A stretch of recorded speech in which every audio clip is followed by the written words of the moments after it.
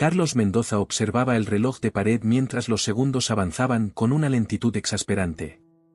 El despacho del notario Jiménez olía a papel viejo y café rancio, un aroma que se había impregnado en las paredes de madera oscura tras décadas de lecturas testamentarias y disputas familiares. Sentados alrededor de la mesa ovalada estaban sus hermanos, Elena, la mayor, con su postura rígida y mirada inquisitiva, Javier, el mediano, tamborileando nerviosamente sobre su rodilla, y Raúl, el más joven, quien no paraba de revisar su teléfono con impaciencia. Si el señor Raúl pudiera guardar su teléfono, podríamos comenzar, comentó el notario con una voz que delataba sus casi 40 años ejerciendo la profesión en aquel pequeño pueblo de Valencia. La muerte de don Manuel Mendoza, propietario de las bodegas más prestigiosas de la región, había reunido a sus 4 hijos después de años de distanciamiento. Carlos sabía que lo que estaban a punto de escuchar cambiaría para siempre la dinámica familiar que ya de por sí era frágil como cristal fino. Procedo a la lectura del testamento de don Manuel Mendoza Fuentes, anunció el notario colocándose las gafas mientras desplegaba un documento con el sello oficial. Elena se enderezó aún más en su asiento. A sus 52 años, había dedicado toda su vida adulta a las bodegas familiares, sacrificando matrimonio e hijos por el negocio que su padre había construido desde cero. Para ella, ser la heredera de la bodega no era solo una cuestión de patrimonio, sino de justicia.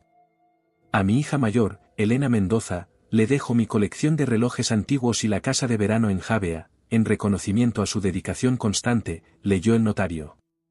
El rostro de Elena palideció. Sus manos, llenas de las marcas que deja el trabajo entre viñedos y barricas, comenzaron a temblar ligeramente.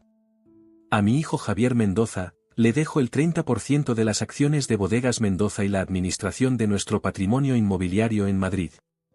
Javier sonrió discretamente. Aunque había estudiado enología por complacer a su padre, siempre había preferido los números a las uvas.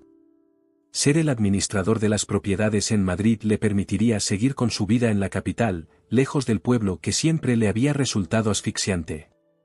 A mi hijo Raúl Mendoza, le dejo el 20% de las acciones de la bodega y la finca Los Almendros, con la condición de que retorne a España y asuma su papel en el negocio familiar. Raúl dejó caer el teléfono sobre la mesa. Después de 10 años viviendo en Argentina, donde había formado una familia y establecido su propio negocio de importación de vinos, la idea de regresar a España no entraba en sus planes. Y finalmente, continuó el notario ajustándose las gafas, a mi hijo Carlos Mendoza, le dejo el 50% de las acciones de Bodegas Mendoza, así como la dirección general de la empresa. El silencio que siguió fue tan denso que Carlos sintió que podía cortarse con un cuchillo. Él, quien había abandonado la empresa familiar hacía 15 años tras una fuerte discusión con su padre para abrir un pequeño restaurante en Valencia, ahora heredaba la mayoría accionarial y el control de la bodega. Elena fue la primera en romper el silencio. Esto es absurdo. Debe haber un error. Su voz, normalmente serena y controlada, ahora temblaba de indignación. Yo he sido quien ha estado al pie del cañón todos estos años. Y ahora me deja fuera. El testamento es muy claro, señora Mendoza, respondió el notario con la tranquilidad de quien ha presenciado estas escenas demasiadas veces. ¿Claro? ¿Llama claro a darle el control a quien renunció a todo hace 15 años? Elena se levantó de su asiento, su figura delgada proyectando una sombra alargada sobre la mesa. Carlos ni siquiera sabe distinguir un tempranillo de un garnacha. Carlos mantuvo la compostura, aunque sentía un nudo en el estómago. Elena, yo no pedí esto. Por supuesto que no lo pediste, intervino Javier con un tono conciliador que contrastaba con la tensión del ambiente. Pero papá siempre tuvo sus razones para todo. Quizás deberíamos. ¿Razones?, interrumpió Elena. ¿Qué razones podría tener para entregarle todo a quien le dio la espalda? Raúl, quien hasta entonces había permanecido en silencio, soltó una carcajada seca. Vamos, Elena. Todos sabemos que papá era un estratega hasta el final. Probablemente pensó que Carlos, con su experiencia en hostelería, podría abrir nuevos mercados. O quizás, añadió Elena con veneno en la voz, Carlos mantuvo conversaciones con papá a nuestras espaldas. Tal vez le llenó la cabeza de ideas en sus últimos días, cuando estaba débil y confundido. Carlos sintió como la sangre le hervía ante la acusación. No voy a permitir que insinúes algo así. No he visto a papá desde Navidad, igual que todos vosotros.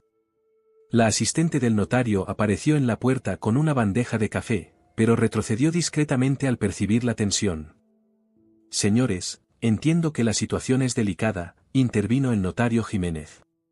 Pero debo recordarles que el testamento es legal y vinculante. Don Manuel fue muy específico en sus deseos. Pues yo lo impugnaré, declaró Elena con firmeza. Contrataré al mejor abogado de Valencia si es necesario. Carlos miró a sus hermanos uno por uno, Elena, con los ojos brillantes de rabia contenida, Javier, calculando mentalmente cómo le afectaría todo esto, y Raúl, quien parecía más preocupado por cómo explicaría esto a su esposa argentina que por la herencia en sí. No quiero que esto nos divida más de lo que ya estamos, dijo Carlos finalmente. Podemos encontrar una solución que satisfaga a todos. ¿Una solución? Elena recogió su bolso con movimientos bruscos. La única solución aceptable es que reconozcas que no mereces esto y renuncies a tu parte. Antes de que Carlos pudiera responder, Elena salió del despacho dando un portazo que hizo temblar los cuadros de la pared. Dale tiempo, sugirió Javier poniéndose también de pie. ¿Sabes cómo es? Las bodegas son su vida. Carlos asintió, aunque sabía que el tiempo no resolvería esto.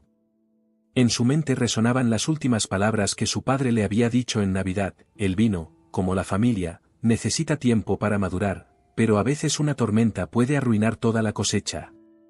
Ahora, mirando a través de la ventana del despacho hacia las colinas cubiertas de viñedos que se extendían hasta donde alcanzaba la vista, Carlos entendió que la tormenta acababa de comenzar. La bodega bullía de actividad mientras los trabajadores se apresuraban a preparar la cosecha del año. El olor a uva madura y tierra húmeda impregnaba el aire de la nave principal donde Elena supervisaba la llegada de los tractores cargados con los frutos de la temporada. Había pasado una semana desde la lectura del testamento, y el ambiente en Bodegas Mendoza se había vuelto tan espeso como el mosto que comenzaba a fermentar en las cubas. ¿Has revisado los niveles de acidez del macabeo?, preguntó Elena a uno de los enólogos sin levantar la vista de su libreta. Sí, señorita Mendoza. Están perfectos, respondió el hombre, un empleado que llevaba más de 20 años trabajando para la familia. Bien. No quiero sorpresas este año. La frase quedó suspendida en el aire cuando Elena vio a Carlos entrar por la puerta principal. Vestía unos vaqueros y una camisa sencilla, nada que indicara que era el nuevo propietario mayoritario de una de las bodegas más prestigiosas de la denominación de origen. Los trabajadores lo miraron con curiosidad, algunos incluso se acercaron a saludarlo con familiaridad. A pesar de su ausencia, Carlos siempre había sido querido por el personal. Buenos días, saludó Carlos acercándose a su hermana. Quería hablar contigo antes de la reunión con los distribuidores. Elena continuó anotando datos en su libreta como si no lo hubiera escuchado. Estoy ocupada. La cosecha no espera, aunque algunos puedan desaparecer 15 años y volver como si nada. Carlos respiró hondo. Elena, no vine a discutir. Vine a proponerte algo. ¿Ahora resulta que necesitas mi aprobación? Qué considerado por parte del nuevo jefe, respondió ella sin ocultar su desdén. Algunos trabajadores cercanos fingieron no escuchar mientras se afanaban en sus tareas, pero la tensión era palpable. Vamos a tu despacho, por favor, insistió Carlos. Esto es importante. Tras unos segundos que parecieron eternos, Elena cerró su libreta de golpe y comenzó a caminar hacia una pequeña oficina situada al fondo de la nave. El despacho, austero y funcional, solo contaba con un escritorio de madera, varias estanterías repletas de libros sobre vinicultura y algunas fotografías en blanco y negro de la familia Mendoza junto a los viñedos, imágenes que se remontaban a 3 generaciones atrás. Habla rápido, ordenó Elena sentándose tras el escritorio. Tengo una bodega que dirigir, al menos hasta que decidas venderla a alguna multinacional. No voy a vender nada, respondió Carlos manteniéndose de pie. De hecho, quiero que sigas siendo tú quien dirija la producción. Nadie conoce estas uvas como tú. Elena levantó una ceja, sorprendida pero aún desconfiada. ¿Y qué harás tú mientras tanto? ¿Cobrar los dividendos desde tu restaurante en Valencia? Voy a cerrar el restaurante. La noticia pareció descolocar momentáneamente a Elena. El restaurante de Carlos, Viña Nueva, se había convertido en uno de los más reconocidos de Valencia, con una estrella Michelin y una clientela fiel. ¿Lo vas a cerrar? ¿Por qué? Porque papá me dejó esta responsabilidad y voy a asumirla, explicó Carlos sentándose finalmente frente a su hermana. Pero no puedo hacerlo solo. Ni quiero hacerlo sin ti. En ese momento, la puerta se abrió y apareció Javier, vestido con un traje impecable y portando un maletín de piel. ¿Interrumpo algo? La reunión con los distribuidores es en media hora. Javier, saludó Carlos con cierto alivio. Justo estaba hablando con Elena sobre cómo reorganizar la dirección de la bodega. Javier dejó el maletín sobre una silla y se aflojó ligeramente la corbata. Siempre había sido el más diplomático de los hermanos, capaz de navegar entre las personalidades opuestas de Carlos y Elena sin provocar más conflictos. ¿Y has llegado a alguna conclusión?, preguntó con cautela. ¿Quiere que siga dirigiendo la producción?, respondió Elena con un tono que no dejaba claro si le parecía una buena idea o un insulto. Es lo más sensato, opinó Javier. Nadie conoce nuestros viñedos como tú. Y yo me encargaría de abrir nuevos mercados, añadió Carlos. Con mi experiencia en restauración, podríamos posicionarnos mejor en el canal Horeca. Elena se levantó y se acercó a la ventana. Desde allí podía ver los viñedos que se extendían hasta el horizonte, las mismas tierras que habían trabajado su abuelo, su padre y ahora ella. ¿Y qué pasa con Raúl? ¿También tiene un lugar en tu plan maestro? Le he pedido que se encargue de la exportación a Latinoamérica, respondió Carlos. Tiene contactos excelentes en Argentina y conoce bien ese mercado. ¿Y ha aceptado volver?, preguntó Javier con evidente sorpresa. Aún no lo sé. Hablamos ayer por teléfono, pero dijo que necesitaba consultarlo con Gabriela, explicó Carlos refiriéndose a la esposa argentina de Raúl. Elena se giró para mirar directamente a sus hermanos. ¿Y si no estoy de acuerdo con todo este plan? ¿Qué harás entonces, Carlos? ¿Me obligarás a aceptar o me despedirás de la empresa que he dirigido durante 20 años? La pregunta flotó en el aire como una amenaza. Carlos se pasó la mano por el cabello, un gesto que solía hacer cuando se sentía presionado. Elena, por favor, intervino Javier. Carlos está intentando encontrar una solución. No hagas esto más difícil. ¿Difícil? ¿Sabes lo que es difícil, Javier?, respondió Elena con la voz cargada de emoción. Difícil es levantarse cada día durante 20 años sabiendo que estás sacrificando tu vida personal por un legado familiar. Difícil es ver cómo todos seguís vuestros sueños mientras alguien tiene que quedarse aquí manteniendo esto a flote. El silencio que siguió fue interrumpido por el sonido de un mensaje en el teléfono de Javier.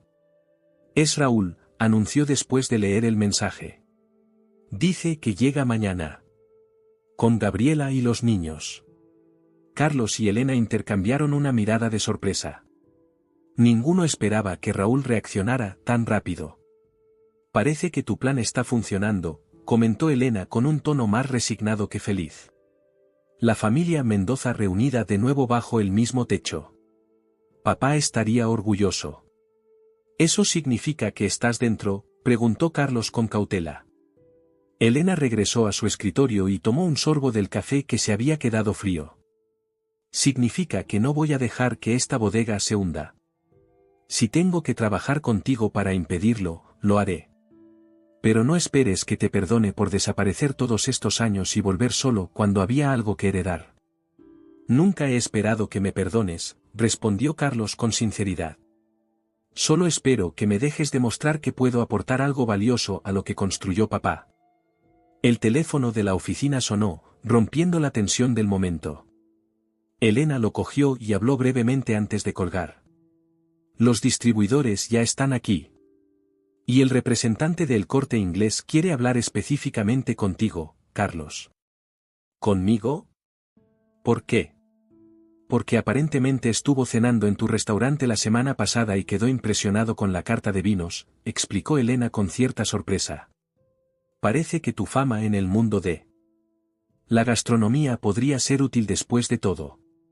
Por primera vez desde la lectura del testamento, Carlos vio un atisbo de reconocimiento en los ojos de su hermana. No era perdón, ni siquiera aceptación completa, pero era un comienzo. Vamos, dijo Javier recogiendo su maletín. No hagamos esperar a nuestros clientes.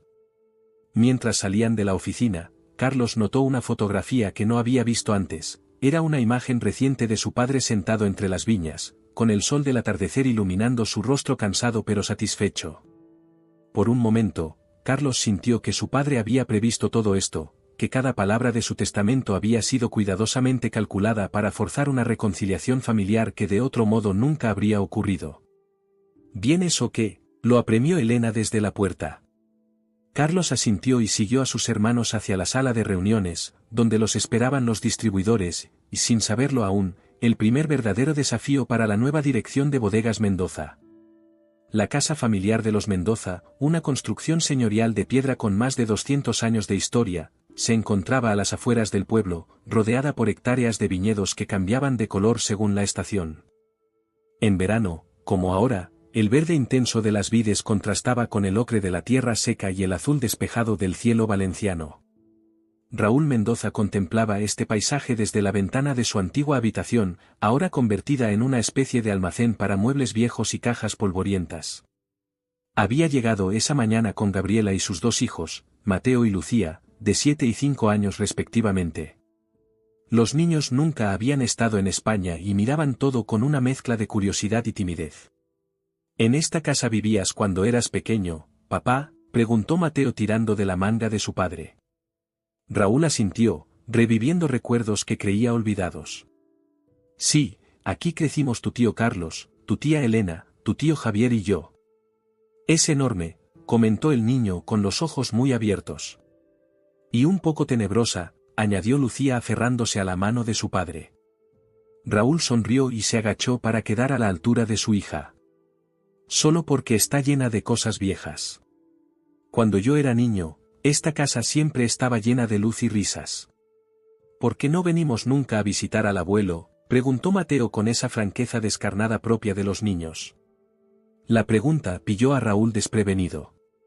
¿Cómo explicarle a un niño de 7 años las complejas razones que lo habían mantenido alejado de su familia durante tanto tiempo?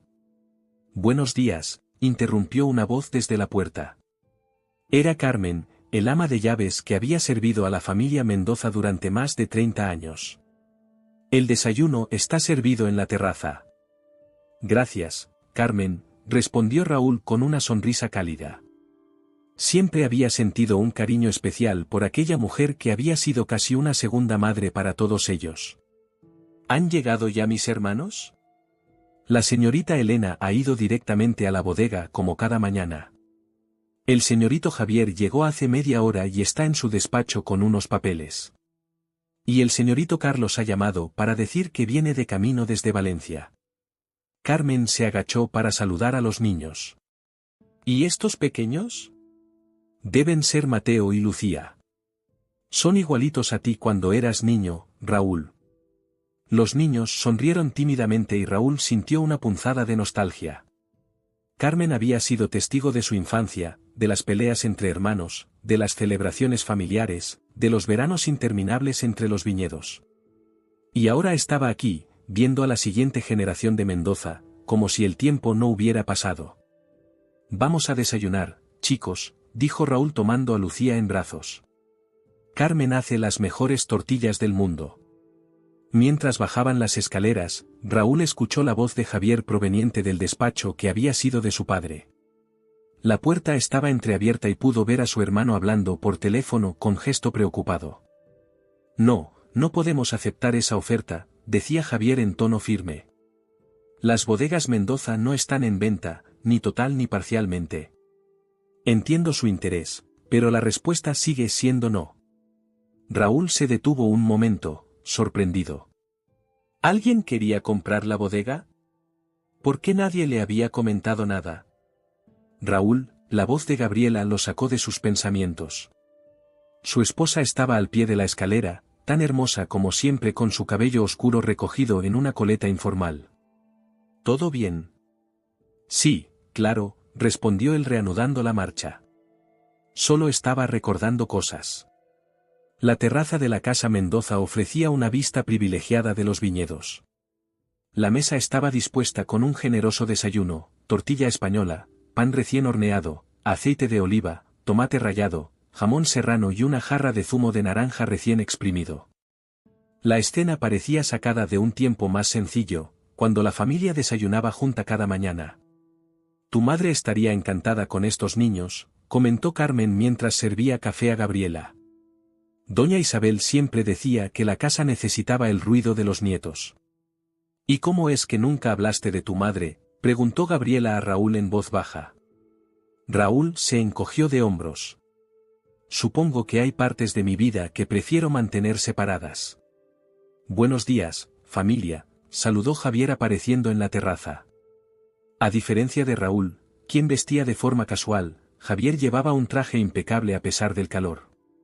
Veo que Carmen os está mimando como siempre.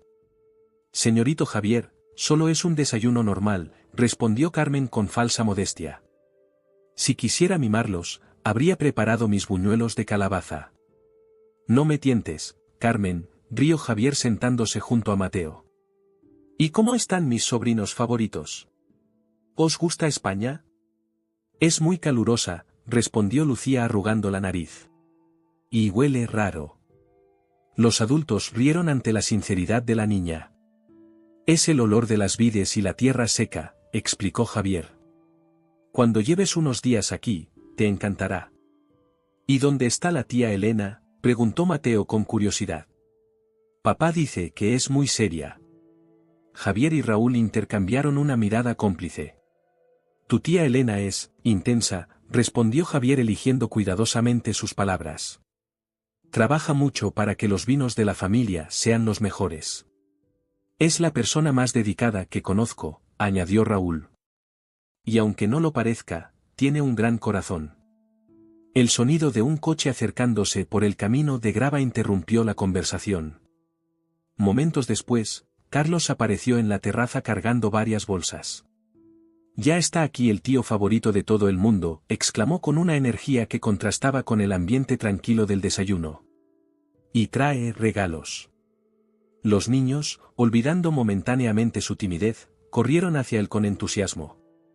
Carlos, a quien nunca habían visto antes, los recibió con los brazos abiertos como si los conociera de toda la vida.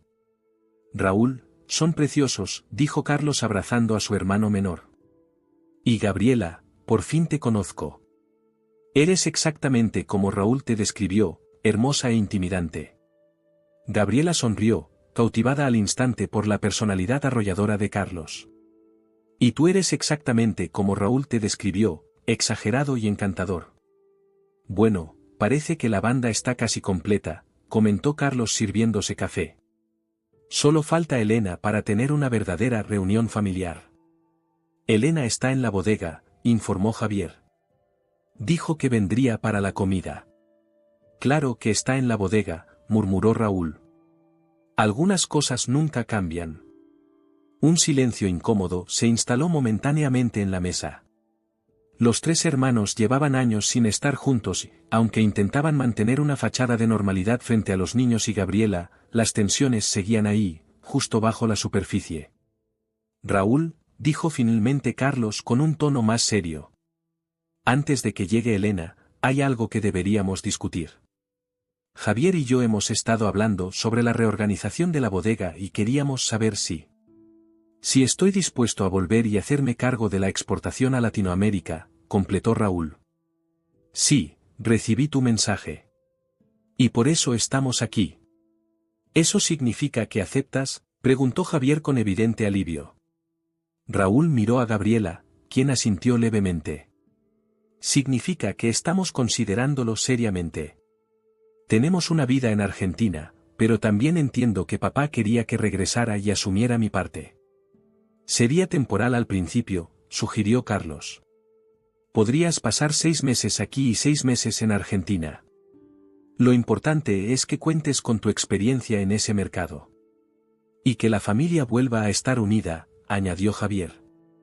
Raúl sonrió con cierta ironía. ¿De verdad crees que podemos volver a ser una familia después de todo lo que ha pasado? ¿Después de cómo nos separamos cuando murió mamá? ¿Después de cómo papá manejó todo? Los niños, que estaban jugando con los regalos de Carlos, no prestaban atención a la conversación de los adultos, pero Gabriela se tensó visiblemente. No podemos cambiar el pasado, respondió Carlos con suavidad. Pero podemos intentar construir algo nuevo a partir de lo que tenemos ahora. Siempre has sido un idealista, Carlos, comentó Raúl sin malicia. Esa es tu mejor cualidad y tu peor defecto. Y tú siempre has sido el más realista de todos nosotros, respondió Carlos. Por eso te necesitamos.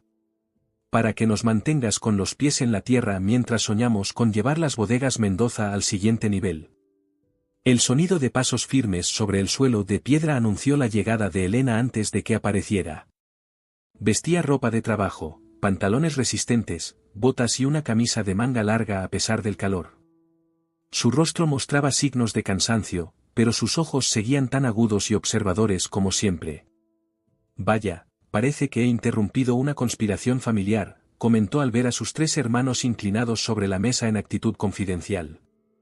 Para nada, respondió Carlos levantándose para saludarla. Solo estábamos actualizando a Raúl sobre nuestros planes. Elena saludó formalmente a Gabriela y se acercó a los niños con una sonrisa que suavizó momentáneamente sus facciones. Así que estos son los pequeños Mendoza argentinos. Son preciosos, Raúl. Gracias, respondió Raúl sorprendido por la calidez inesperada de su hermana mayor. Elena se sentó y aceptó la taza de café que le ofrecía Carmen. ¿Y bien? ¿Cuál es el veredicto? ¿Vuelves a casa o seguirás huyendo? Y ahí estaba de nuevo, pensó Raúl. La Elena directa y brutalmente honesta que recordaba. No estaba huyendo, Elena, respondió con calma. Estaba construyendo mi propio camino. Como todos nosotros, intervino Javier intentando evitar una discusión. Cada uno a su manera. Excepto yo, puntualizó Elena con un tono neutro que, sin embargo, llevaba décadas de resentimiento. Yo me quedé aquí, manteniendo vivo el legado familiar mientras todos volabais libres. Los 4 hermanos se miraron, cada uno cargando con su propia versión de la historia familiar, cada uno convencido de tener razón. Y sin embargo, por primera vez en años, estaban todos sentados a la misma mesa, bajo el mismo cielo que había visto crecer generaciones de Mendoza antes que ellos. Quizás, dijo finalmente Raúl, lo que necesitamos no es decidir quién tiene razón, sino cómo avanzar juntos a pesar de nuestras diferencias. Carlos levantó su taza de café en un brindis improvisado. Por los Mendoza. Tercos, complicados y perfectamente imperfectos. Javier y Raúl levantaron también sus tazas. Solo Elena dudó un momento antes de unirse al gesto, pero finalmente lo hizo, sellando un pacto tácito que ninguno sabía si sería capaz de mantener. Los días siguientes transcurrieron en una extraña calma. Como si los 4 hermanos Mendoza hubieran establecido una tregua tácita, cada uno asumiendo el papel que Carlos había propuesto en la reorganización de la bodega. Elena continuaba supervisando la producción con la misma pasión y rigor de siempre. Javier se encargaba de las finanzas y los asuntos legales desde su despacho en la casa familiar. Raúl había comenzado a contactar con sus antiguos clientes en Argentina y Brasil, sondeando posibilidades de expansión. Y Carlos dividía su tiempo entre cerrar su restaurante en Valencia y aprender el funcionamiento interno de la bodega.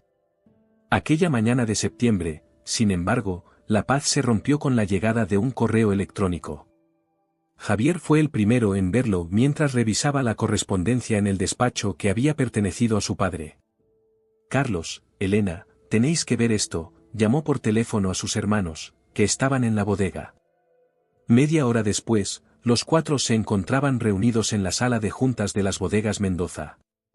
La tensión era palpable mientras Javier proyectaba el correo en la pantalla grande de la pared. Es una notificación de sanidad, explicó Javier ajustándose las gafas. Han detectado trazas de un pesticida prohibido en muestras tomadas de nuestra reserva del año pasado. Nos dan 5 días para presentar alegaciones antes de hacer pública la noticia.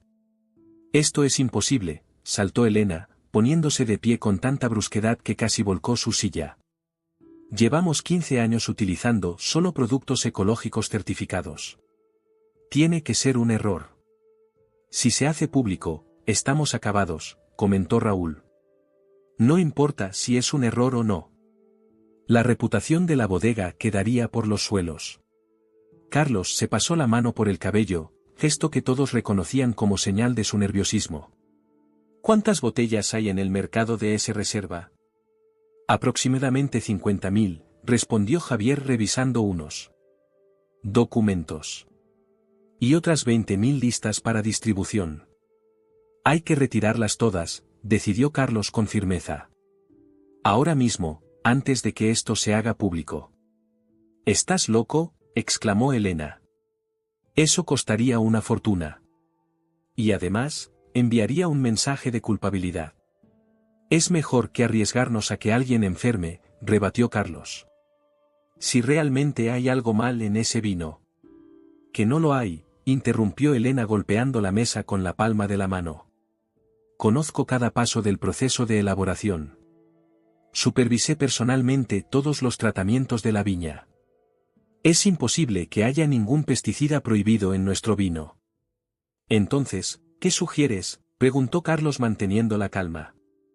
Que contratemos inmediatamente un laboratorio independiente para realizar nuevos análisis.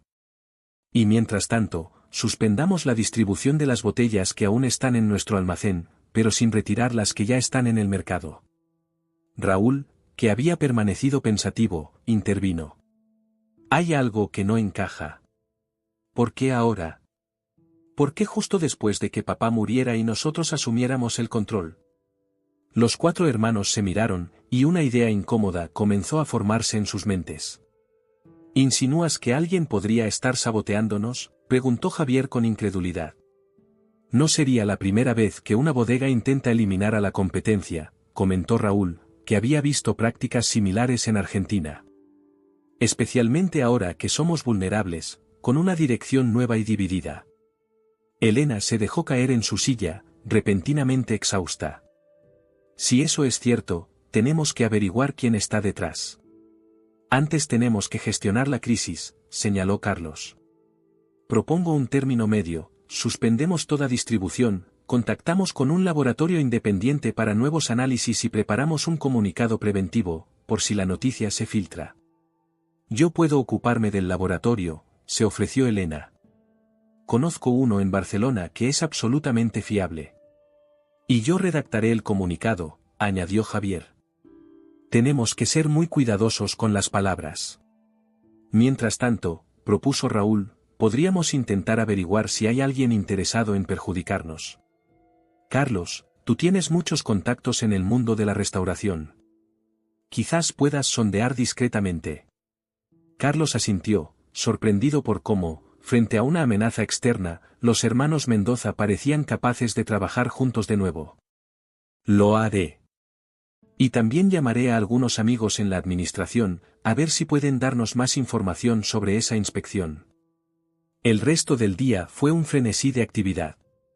Elena se encerró en el laboratorio de la bodega para reanalizar personalmente varias botellas del reserva en cuestión. Javier no salió de su despacho, redactando y descartando borradores del comunicado. Raúl hizo llamadas a contactos en el sector, sondeando si alguien había oído rumores sobre problemas en las bodegas Mendoza. Y Carlos condujo hasta Valencia para reunirse con un antiguo compañero que ahora trabajaba en la Consejería de Sanidad. Gabriela se quedó en la casa con los niños y Carmen, observando con preocupación el repentino cambio de ambiente. ¿Siempre son así?, le preguntó al ama de llaves mientras ayudaba a preparar la cena. Tan intensos. Carmen sonrió mientras cortaba verduras con la habilidad de décadas de práctica. Los Mendoza solo conocen una forma de hacer las cosas, con toda el alma. Su padre era igual. Y su abuelo antes que él. Es una bendición y una maldición, según cómo se mire. Raúl nunca habla de su familia, comentó Gabriela bajando la voz para que los niños, que dibujaban en la mesa de la cocina, no la oyeran. Ahora empiezo a entender por qué. No juzgues con dureza, querida, respondió Carmen con la sabiduría que dan los años. Esta familia ha pasado por mucho. La muerte de doña Isabel, los desacuerdos entre don Manuel y Carlos, la presión sobre Elena para mantener el legado, la marcha de Raúl. Cada uno lleva sus cicatrices a su manera. Al caer la noche, los 4 hermanos volvieron a reunirse en la casa familiar. Estaban agotados pero decididos. Sentados alrededor de la gran mesa del comedor, con platos apenas tocados frente a ellos, compartieron sus hallazgos. He analizado 3 botellas diferentes, informó Elena. No he encontrado ni rastro de ese pesticida. Mañana tendremos los resultados del laboratorio de Barcelona, pero estoy segura, nuestro vino está limpio. Mi contacto en sanidad me ha dicho algo interesante, añadió Carlos. La denuncia que provocó la inspección vino de un particular, no de un control rutinario. Y coincidió con un intento de compra de nuestros viñedos más antiguos. Javier miró a Carlos con sorpresa. ¿También te has enterado de eso? Recibí una oferta la semana pasada. Por las parcelas de la Solana y el Cerro. ¿Y no pensaste en comentárnoslo?, preguntó Elena con tono acusador. La rechacé inmediatamente, se defendió Javier. No consideré que fuera relevante molestaros con ofertas que no vamos a aceptar. ¿Quién hizo la oferta?, preguntó Raúl, que ya intuía la respuesta. Bodegas Montero, respondió Javier. A través de una sociedad pantalla, pero lo investigué y son ellos. Los 4 guardaron silencio. Bodegas Montero era su principal competidor en la región, una empresa familiar como la suya que en los últimos años había crecido agresivamente, absorbiendo pequeñas bodegas en dificultades. Antonio Montero y papá eran amigos, comentó Elena con incredulidad.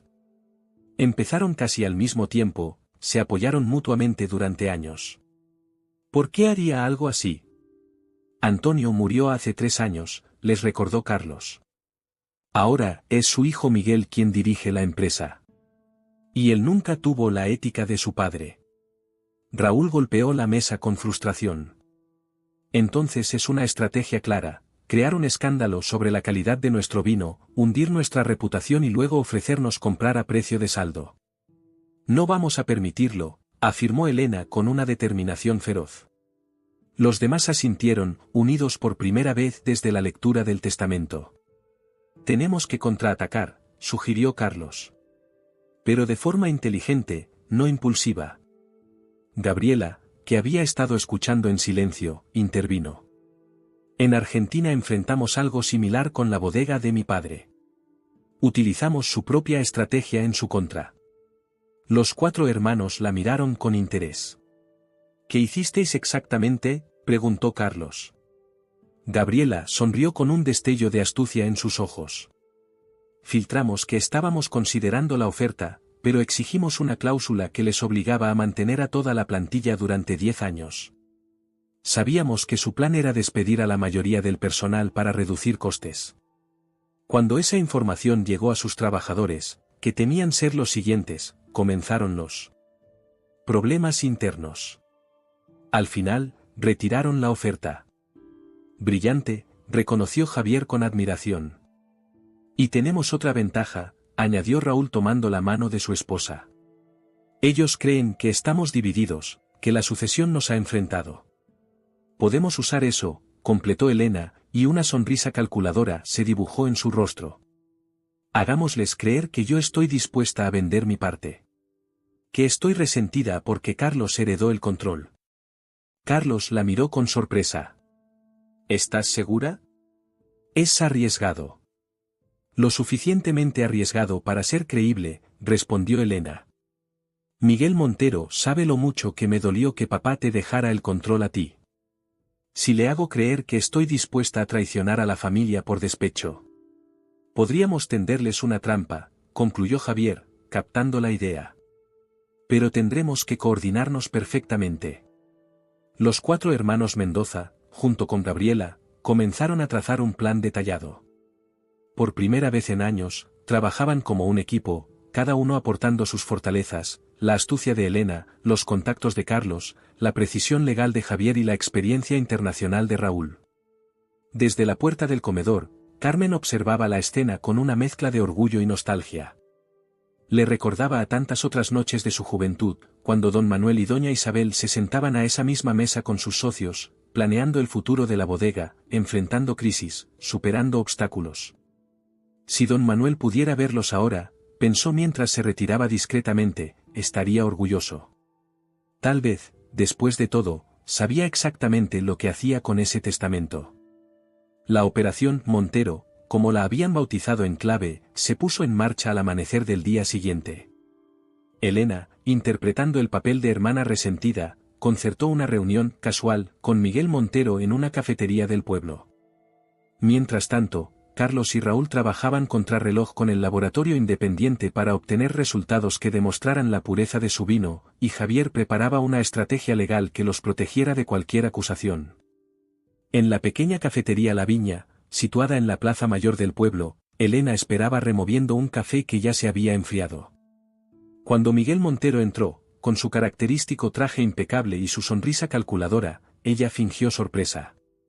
«Miguel». «Qué casualidad», saludó con una naturalidad que incluso a ella misma le sorprendió. «Elena, qué placer verte fuera de la bodega», respondió él acercándose a su mesa. «¿Te importa si me uno a ti?» «Por favor», dijo ella señalando la silla vacía frente a ella.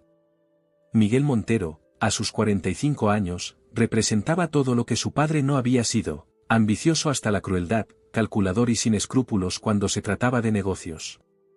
Donde Antonio Montero había construido su imperio con trabajo duro y honestidad, Miguel lo expandía mediante tácticas agresivas que rozaban lo ilegal. «He oído que estáis teniendo algunos problemas», comentó Miguel después de pedir un café solo. «Una lástima, con la reputación que siempre ha tenido vuestra bodega».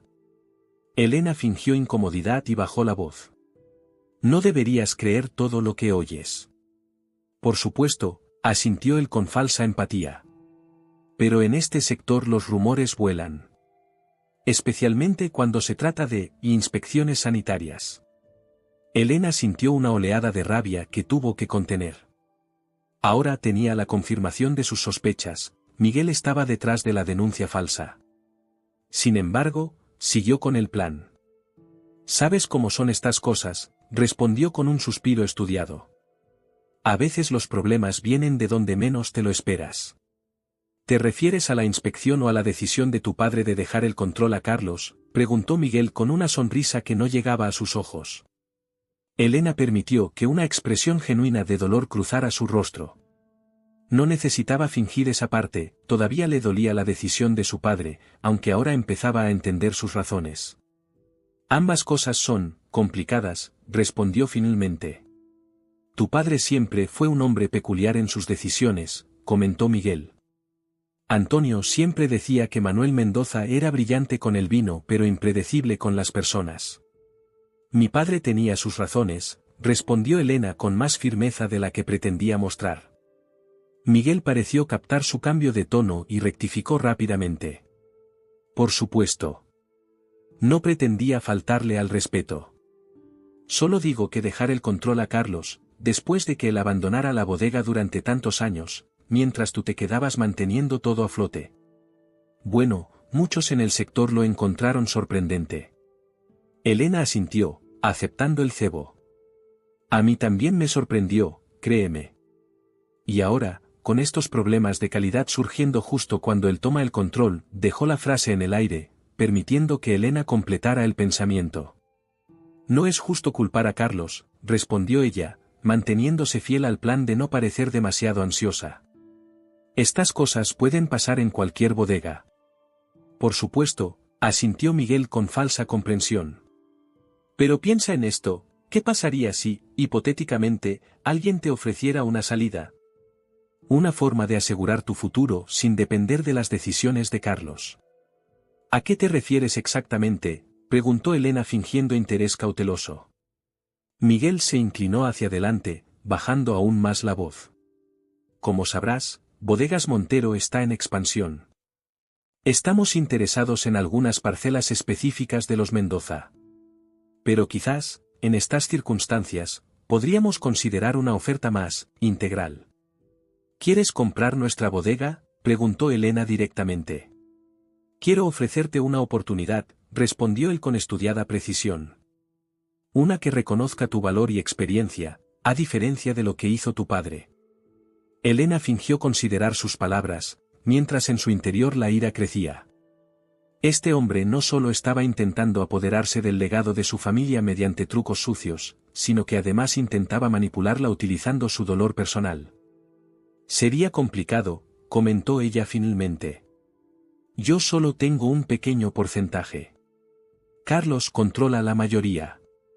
Hay formas de persuadir incluso a los accionistas mayoritarios, respondió Miguel con una sonrisa que revelaba demasiado. Especialmente cuando su reputación está en juego.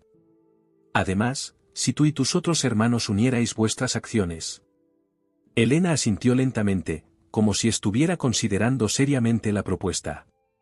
Necesitaría pensarlo. Y hablar discretamente con Javier y Raúl. Por supuesto, concedió Miguel, visiblemente satisfecho con el curso de la conversación. Tómate tu tiempo. Pero no demasiado. Estas situaciones de crisis tienden a evolucionar rápidamente. La amenaza velada estaba ahí, flotando entre ellos como el aroma amargo del café que ninguno de los dos había terminado. Elena sintió un escalofrío. Este hombre era más peligroso de lo que habían imaginado. Te agradezco la preocupación, Miguel, dijo levantándose. Y la oportunidad. Estaremos en contacto. Mientras Elena salía de la cafetería, notó que sus manos temblaban ligeramente. No de miedo, sino de una mezcla de rabia e indignación. Respiró hondo y llamó inmediatamente a sus hermanos. Media hora después, los cuatro se reunieron en el pequeño despacho que Carlos había habilitado en la bodega. Elena les relató con detalle la conversación con Miguel Montero. Es aún peor de lo que pensábamos, concluyó Javier después de escucharla. No solo está detrás de la denuncia falsa, sino que claramente tiene un plan para presionarnos hasta que no tengamos más remedio que vender. Y no parará con una sola denuncia, añadió Raúl. Tenemos que estar preparados para más ataques. Carlos, que había permanecido inusualmente silencioso, finalmente habló. Creo que es hora de revisar los archivos personales de papá. Los otros tres lo miraron con sorpresa. ¿A qué te refieres?, preguntó Elena. Papá y Antonio Montero fueron socios antes de separarse y fundar bodegas diferentes, explicó Carlos. Siempre me pregunté por qué se distanciaron si eran tan amigos. ¿Crees que podría haber algo en esa historia que nos ayude ahora?, preguntó Javier escéptico. No lo sé, admitió Carlos. Pero papá guardaba todo. Cartas, contratos, fotografías. Y siempre decía que la historia tiende a repetirse. Decidieron buscar en el estudio privado de su padre, una pequeña habitación en la planta superior de la casa donde Manuel Mendoza solía pasar horas trabajando en solitario. Ninguno de ellos había entrado allí desde su muerte, como si respetaran un acuerdo tácito de mantener ese espacio intacto.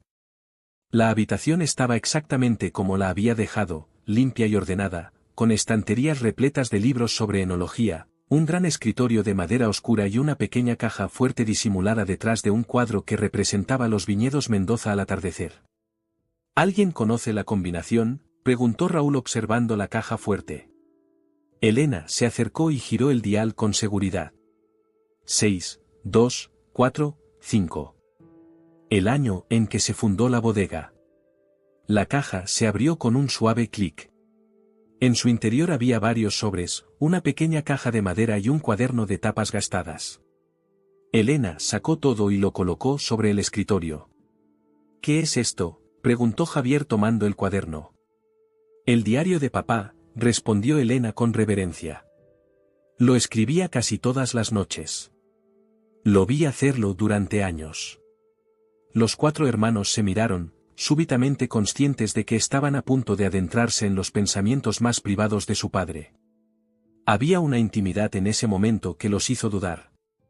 Tal vez deberíamos respetar su privacidad, sugirió Raúl con incertidumbre. Papá nos dejó a cargo de su legado, respondió Carlos con firmeza. Si hay algo en estos documentos que pueda ayudarnos a protegerlo, creo que él querría que lo supiéramos. Elena asintió y abrió el cuaderno por la última página escrita. La caligrafía de su padre, normalmente firme y clara, se mostraba allí temblorosa, evidencia de la enfermedad que finalmente lo venció. He tomado la decisión final sobre el testamento, leyó Elena en voz alta. Sé que no todos entenderán mis razones, especialmente Elena, quien ha dado tanto por la bodega.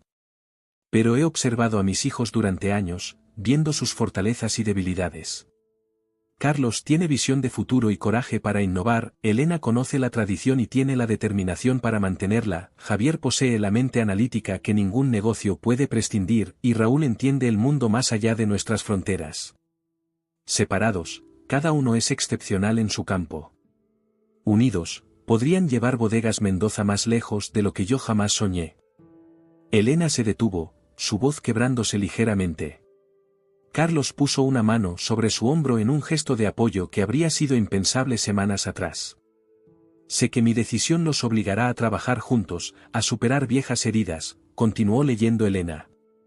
Puede que al principio me maldigan por ello. Pero he visto lo que la división hizo a los Montero, como el rencor entre Antonio y su hijo Miguel envenenó lo que una vez fue una amistad tan fuerte como la nuestra. No dejaré que eso les suceda a mis hijos. Los cuatro guardaron silencio, procesando las palabras de su padre. Finalmente, Javier tomó uno de los sobres. Hay correspondencia aquí, dijo abriéndolo. Cartas entre papá y Antonio Montero, fechadas hace más de 20 años. Mientras Javier revisaba las cartas, Raúl abrió la pequeña caja de madera. Dentro había fotografías antiguas, dos jóvenes sonrientes entre viñedos, claramente Manuel Mendoza y Antonio Montero en su juventud, grupos familiares reunidos para vendimias y celebraciones, momentos que hablaban de una amistad que trascendía los negocios. Escuchad esto, dijo Javier sosteniendo una carta con expresión sorprendida. Manuel, lo que me pides es imposible. No puedo delatar a mi propio hijo, por muy graves que sean sus acciones. Sí, Miguel falsificó documentos para obtener ese préstamo. Sí, utilizó el nombre de nuestra bodega sin mi consentimiento. Pero es mi sangre, Manuel. Tengo que creer que puede cambiar, que aprenderá de esto. Te ruego que no presentes esa denuncia. ¿Miguel falsificó documentos?, preguntó Carlos con incredulidad. ¿Cuándo fue esto? Javier revisó la fecha. Hace 23 años. Miguel tendría unos 22 entonces. Recién salido de la universidad. Y papá lo descubrió, dedujo Elena. Y por lealtad a Antonio, no lo denunció, completó Raúl. Pero eso debió crear tensión entre ellos. Siguieron leyendo cartas y documentos, y gradualmente una historia completa emergió ante ellos. Miguel Montero, ambicioso y impaciente, había falsificado documentos para obtener un préstamo importante utilizando la reputación de Bodegas Montero como aval. Manuel Mendoza lo descubrió y confrontó a Antonio, esperando que éste disciplinara a su hijo. Pero Antonio, cegado por el amor paternal, defendió a Miguel y gradualmente se distanció de su amigo. Aquí hay algo más, dijo Elena sacando un sobresellado del fondo de la caja fuerte. A diferencia de los otros, este llevaba escrito, para mis hijos, en caso de necesidad. Los cuatro se miraron, sintiendo que habían encontrado exactamente lo que buscaban. Elena abrió cuidadosamente el sobre y extrajo varios documentos. Mientras los leía, su expresión pasó de la concentración a la sorpresa y finalmente a una sonrisa de triunfo. Papá guardó pruebas, anunció sosteniendo los papeles. Copias de los documentos falsificados, declaraciones firmadas por testigos, incluso una confesión escrita de Miguel que Antonio le obligó a hacer para no denunciarlo. Todo está aquí. Pero esto ocurrió hace más de 20 años, señaló Javier con prudencia. Legalmente podría haber prescrito. No se trata de llevarlo a los tribunales, respondió Carlos, comprendiendo inmediatamente. Se trata de tener munición para un contraataque. Exactamente, asintió Elena. Miguel Montero ha construido toda su reputación sobre la imagen de empresario modelo y gestor brillante. ¿Qué pasaría si estas pruebas de fraude, antiguas pero auténticas, llegaran a sus inversores actuales? ¿A los bancos con los que trabaja? ¿A la prensa especializada? Sería devastador, confirmó Raúl. Especialmente si se relaciona con su intento actual de sabotearnos. Mostraría un patrón de comportamiento. Pero usar esto podría desatar una guerra abierta, advirtió Javier. Una vez que lancemos esta información, no habrá vuelta atrás. Los 4 hermanos guardaron silencio, considerando las implicaciones. Finalmente, Carlos habló con determinación. No empezaremos la guerra, dijo tomando los documentos. Pero le haremos saber a Miguel que estamos preparados para ella si no retira su denuncia falsa y nos deja en paz. Un jaque mate elegante, comentó Raúl con admiración. Digno de papá. Elena sonrió, viendo en Carlos, por primera vez desde su regreso, al líder que su padre había vislumbrado. No era el mismo tipo de liderazgo que el de Manuel Mendoza, basado en la tradición y la autoridad, sino uno más moderno, colaborativo y estratégico. Quizás, después de todo, su padre había acertado al elegirlo. Tenemos que actuar rápido, dijo Elena guardando cuidadosamente todos los documentos. Los resultados del laboratorio llegarán mañana, y tenemos que estar preparados para contraatacar en todos los frentes. Mientras salían del estudio de su padre, cada uno llevando una parte de los documentos encontrados, sentían una extraña mezcla de emociones, determinación por enfrentar la amenaza actual, nostalgia por el padre que habían perdido, y un nuevo respeto mutuo que estaba comenzando a sanar viejas heridas. En el pasillo, se cruzaron con Carmen, quien los observó con una sonrisa conocedora. «Encontrasteis lo que necesitabais», comentó. No era una pregunta. «¿Tú sabías lo que guardaba papá ahí dentro?», preguntó Carlos sorprendido. Carmen asintió con la sabiduría de quien ha sido testigo de décadas de historia familiar. Don Manuel siempre decía que algunas batallas se ganan antes de librarlas, simplemente teniendo la munición adecuada. Los 4 hermanos intercambiaron miradas de comprensión. Su padre, incluso después de partir, seguía guiándolos, protegiéndolos. Y ahora les tocaba a ellos proteger su legado, no como individuos separados sino como la familia que él siempre había querido que fueran. La mañana siguiente amaneció con un cielo despejado que prometía un día caluroso, típico de septiembre en aquella región valenciana. Los 4 hermanos Mendoza, después de una noche casi sin dormir ultimando detalles, se reunieron para desayunar en la terraza. El plan estaba listo. Carlos había concertado una reunión con Miguel Montero en la bodega para esa misma mañana. Sería una emboscada elegante, sin estridencias pero con contundencia. ¿Estás seguro de que vendrá?, preguntó Javier mientras revisaba por enésima vez los documentos que presentarían. Completamente, respondió Carlos untando mermelada en una tostada con una tranquilidad que sorprendió a todos. Le dije que queríamos discutir su oferta de compra y que Elena estaría presente.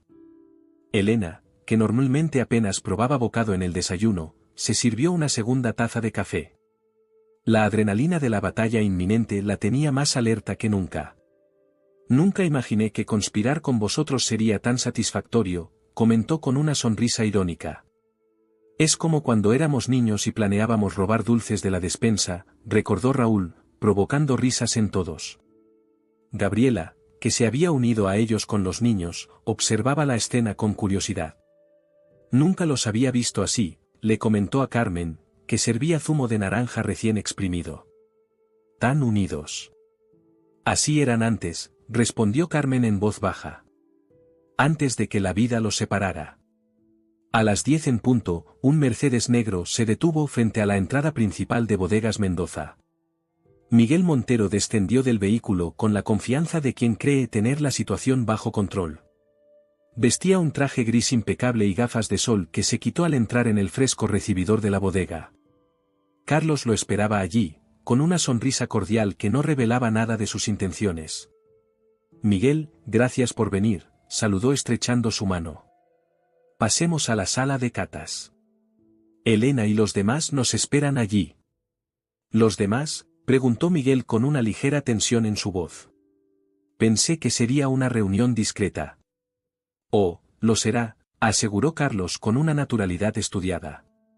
Pero dado que lo que vamos a discutir afecta a toda la familia, creímos conveniente que todos estuviéramos presentes.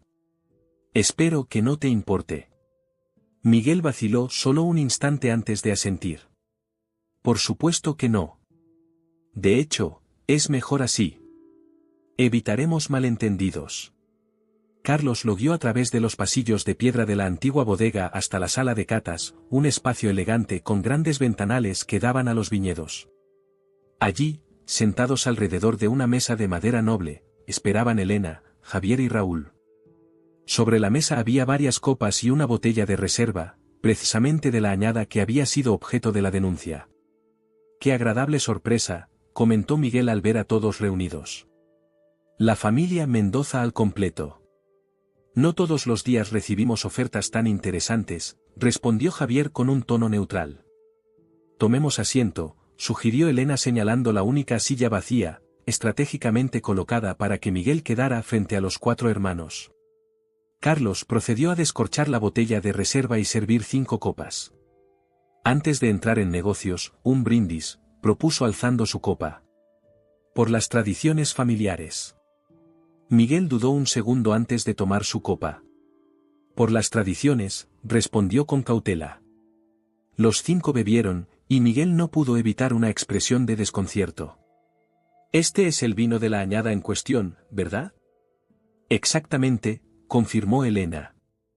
«El mismo que, según una denuncia anónima, contiene trazas de un pesticida prohibido». «¿Lo encuentras preocupante?» Miguel mantuvo la compostura, pero un ligero tic en su ojo derecho lo delató. «No sé a qué te refieres, Elena». «Yo no he dicho nada sobre ninguna denuncia». «Qué curioso», intervino Raúl. «Porque tenemos información de que la denuncia partió de alguien muy cercano a Bodegas Montero. Información que, por cierto, hemos compartido ya con nuestros abogados», añadió Javier casualmente. Miguel dejó la copa sobre la mesa y su expresión se endureció. «Si me habéis convocado para lanzar acusaciones infundadas, me temo que estáis perdiendo vuestro tiempo y el mío». «No hay nada infundado en lo que decimos», respondió Carlos con calma. «De hecho, tenemos pruebas muy sólidas.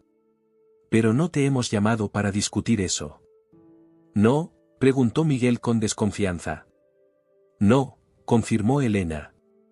«Te hemos llamado para hacerte una contraoferta». Miguel parpadeó, genuinamente sorprendido. «¿Una contraoferta?».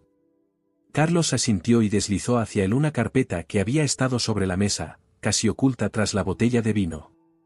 «Sabemos que estás interesado en adquirir Bodegas Mendoza, o al menos partes significativas de nuestra propiedad. Especialmente los viñedos más antiguos». Miguel tomó la carpeta con cautela y la abrió. En su interior había un documento que parecía un acuerdo de colaboración, no de venta. «No entiendo», dijo después de leer rápidamente los primeros párrafos. «Es bastante simple», explicó Carlos. «En lugar de una venta, proponemos una alianza estratégica. Bodegas Mendoza y Bodegas Montero uniendo fuerzas para la exportación a mercados internacionales. Compartiendo logística, reduciendo costes, aumentando presencia». Miguel frunció el ceño, claramente confundido por el giro de los acontecimientos. «¿Por qué haríais algo así? Según Elena, estáis al borde de una crisis por la calidad de vuestro vino. ¿Por qué querríamos asociarnos con vosotros?». Elena sonrió con una expresión que mezcla astucia y satisfacción. «Porque ambos sabemos que esa crisis es tan real como el pesticida que supuestamente contiene nuestro vino. Y porque», añadió Javier, «esta alianza beneficiaría a ambas empresas más que una guerra sucia que podría salpicar a todos». Miguel cerró la carpeta y la dejó sobre la mesa. Su rostro se había endurecido aún más. «Agradezco vuestra imaginativa propuesta. Pero no estoy interesado en alianzas. Mi oferta de compra sigue en pie». «Lo imaginábamos», respondió Carlos asintiendo a Raúl, quien sacó otra carpeta y la colocó frente a Miguel. «Por eso preparamos un plan B. Miguel abrió esta segunda carpeta y su rostro palideció visiblemente al reconocer su contenido. Eran los documentos que Manuel Mendoza había guardado durante 2 décadas, las pruebas del fraude cometido por un joven Miguel Montero. ¿De dónde habéis sacado esto?, preguntó con voz tensa.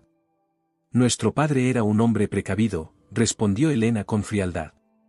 Guardaba todo lo que podía ser útil algún día. Incluso cuando decidió no utilizarlo por respeto a su amistad con tu padre. Esto ocurrió hace más de 20 años, se defendió Miguel recuperando parte de su compostura. Ha prescrito legalmente. No podéis hacer nada con ello. Legalmente quizás no, concedió Javier. Pero no estábamos pensando en los tribunales. Estábamos pensando más bien en tus inversores actuales, en los bancos que financian tu expansión, en la prensa especializada que tanto ha alabado tu impecable trayectoria empresarial. Miguel pasó la mirada de un hermano a otro, calculando sus opciones. El silencio se extendió por varios segundos. ¿Qué queréis exactamente?, preguntó finalmente. 3 cosas, respondió Carlos levantando un dedo. Primero, que retires inmediatamente la denuncia falsa sobre nuestro vino. Segundo, continuó Elena levantando otro dedo, que ceses cualquier intento de adquisición hostil o táctica de presión contra Bodegas Mendoza o cualquier otra bodega familiar de la región. Y tercero, completó Raúl, que consideres seriamente nuestra propuesta de alianza estratégica. Porque a pesar de todo, creemos que sería beneficioso para ambas partes. Miguel los observó con una mezcla de rabia y admiración reluctante. Vuestro padre estaría orgulloso, dijo finalmente. Os ha unido incluso después de muerto. Entonces, ¿tenemos un acuerdo?, preguntó Javier, siempre práctico. Miguel se levantó lentamente. Retiraré la denuncia hoy mismo. En cuanto a lo demás, necesito tiempo para considerarlo. Por supuesto, concedió Carlos poniéndose también de pie. Tómate el tiempo que necesites. Los documentos seguirán exactamente donde están. La amenaza velada flotó en el aire mientras los 4 hermanos se levantaban, presentando un frente unido. Os subestimé, admitió Miguel recogiendo su maletín.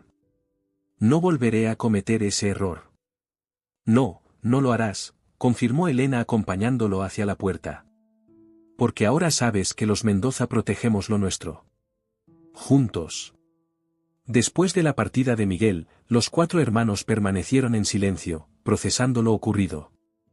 Había sido una victoria, pero todos sabían que era solo el primer paso de un camino más largo y complejo. ¿Creéis que cumplirá su palabra?, preguntó Raúl finalmente. Sobre retirar la denuncia, sí, respondió Javier. Es lo más urgente para él. Sobre lo demás, el tiempo lo dirá. Al menos hemos ganado tiempo, comentó Elena. Y demostrado que no somos presas fáciles. Carlos rellenó las copas de vino y levantó la suya.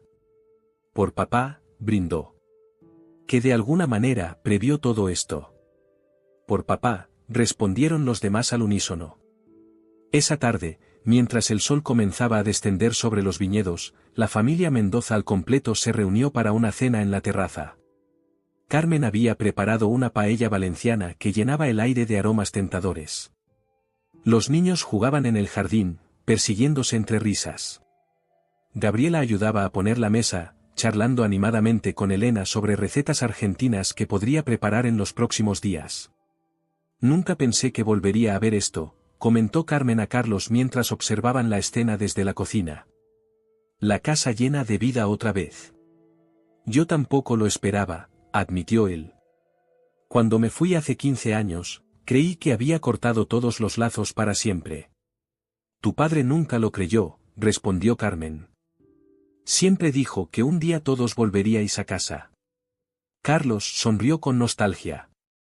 Era más sabio de lo que le dimos crédito. Vosotros 4 sois más fuertes de lo que creéis, añadió Carmen con la sabiduría de quien ha visto crecer a varias generaciones. Juntos podéis lograr cosas que ninguno conseguiría por separado.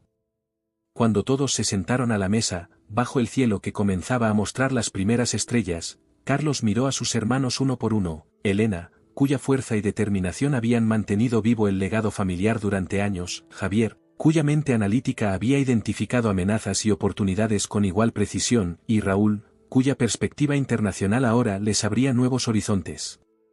Tengo algo que proponer, dijo Carlos levantando su copa. Creo que deberíamos cambiar el nombre de nuestro mejor vino. ¿El Gran Reserva?, preguntó Elena con sorpresa. Pero si siempre se ha llamado Viña Mendoza. Exactamente, asintió Carlos. Propongo que lo llamemos Cuatro Hermanos. Porque eso es lo que somos, y lo que nos hace fuertes. Elena, que semanas atrás habría rechazado cualquier cambio propuesto por Carlos, consideró la idea con una nueva apertura. Me gusta, admitió finalmente. Refleja lo que papá quería para nosotros. Y lo que hemos conseguido, a pesar de nuestras diferencias, añadió Javier. Por los Cuatro Hermanos, entonces, brindó Raúl. Y por todo lo que está por venir. Las copas tintinearon bajo el cielo estrellado, sellando un pacto que iba más allá de los negocios o la herencia. Era una promesa de unidad, de respeto mutuo, de reconocimiento de las fortalezas de cada uno. La familia Mendoza había estado a punto de fragmentarse, pero ahora, paradójicamente, estaba más unida que nunca. En su despacho, el retrato de Manuel Mendoza parecía observar la escena con una sonrisa satisfecha. Su plan, incomprendido al principio, había funcionado exactamente como él había previsto. La herencia dividida había unido lo que el tiempo y las circunstancias habían separado. Y mientras el vino brillaba en las copas bajo la luz de las estrellas, los Cuatro Hermanos Mendoza comprendieron finalmente que el verdadero legado de su padre no eran los viñedos, ni la bodega, ni siquiera el prestigioso nombre familiar. El verdadero legado eran ellos mismos, y lo que podían lograr juntos.